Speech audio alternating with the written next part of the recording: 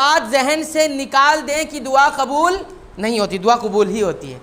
دعا ہی تو ایک ایسی عبادت ہے کہ جس کے اندر مومن کا، مسلمان کا نقصان ہے ہی نہیں۔ دلیل دیکھیے، اللہ کے نبی صلی اللہ علیہ وسلم فرماتے ہیں ما من مسلم، جو بھی مسلمان یدعو بدعوت، کوئی بھی دعا کرتا ہے، ہو گئی ایک عبادت ہوئی دعا، مانگا کچھ بھی، لیکن اس دعا میں لیس فیہا اسم، کوئی گناہ کی دعا نہیں ہو اور نہ ہی رشتہ داری کاٹنے کی دعا ہو۔ بعض لوگ کہتے ہیں اے اللہ اس رشتہ دار کا منہ مجھے مت دکھانا، دعا کر دیتے نا ایسا، یہ ہمیشہ دور رہے مجھ سے، اس طرح کی دعا کرنا حرام، ناجائز ہے۔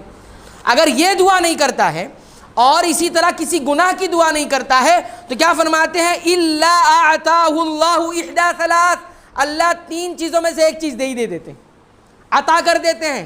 معلوم یہ ہوا کہ تین باتیں ہیں، ان تین باتوں میں سے ایک بات ہونی ہی ہونی ہے۔ کیا ہے تین بات؟ اما ان يعجل له دعوته، یا تو اللہ رب العالمین اس کی اس دعا کو جلدی کرتے ہیں، یعنی قبول کر لیتے ہیں، جو مانگا مل گیا، جو مانگا مل گیا، جس سے بچنا چاہ رہے تھے بچ گیا، یعنی دعا قبول ہو جاتی۔ جو انسان ہم آپ سمجھتے ہیں مال مانگا مال مل جائے، اولاد مانگا اولاد مل جائے، کوئی اور چیز مانگی مل جائے، کوئی چیز ہم سے ہٹ جائے وہ ہٹ گئی، یہ ہو جاتا ہے، اسی کو ہم دعا قبول ہونا کہتے ہیں اکثر، لیکن یہ نہیں ہے۔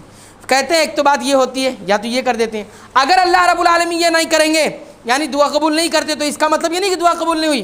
کہتے ہیں او اما ان يدخرها له فی الآخرہ، اس دعا کو رب العالمین اس انسان کے حق میں، اس مسلمان کے حق میں آخرت میں ذخیرہ کر دیتے ہیں۔ سبحان اللہ، بچا کر رکھ دیا آخرت میں، اس میں کیا ملے گا آپ کو؟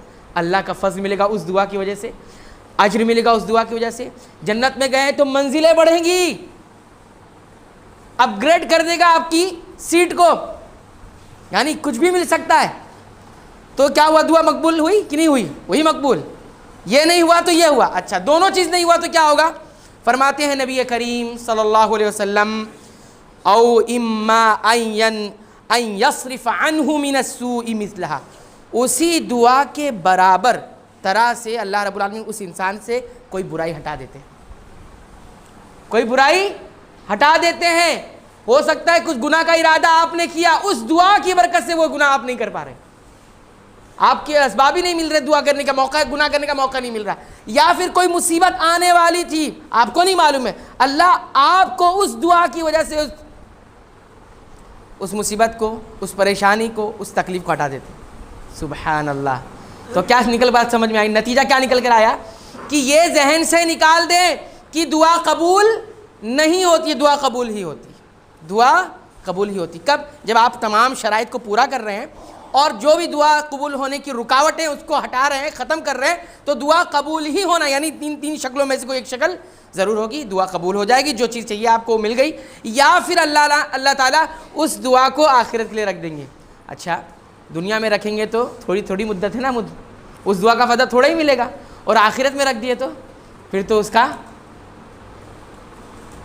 لمٹ ہی نہیں ہے، اس کی ہمیشہ کی زندگی کے لیے وہ ذخیرہ ہو گیا، تو کتنی بڑی بات ہے۔ تو دعا کرنے میں کبھی کنجوسی نہیں کرنی چاہیے، مانگتے رہو، مانگنا ہی تو ہماری اصل معراج ہے۔ اسی لیے نبی کریم صلی اللہ علیہ وسلم نے فرمایا الدعاء هو العبادہ، دعا ہی تو عبادت ہے، دعا ہی تو عبادت ہے، وہی روح ہے عبادت۔ اور تیسری چیز بتایا کہ اللہ رب العالمین کیا کرتے ہیں، بندے کو اس سے کوئی مصیبت، کوئی سو کس کو بولتے، کوئی برائی، کوئی نقصان، کوئی گناہ ہٹا دیتے ہیں۔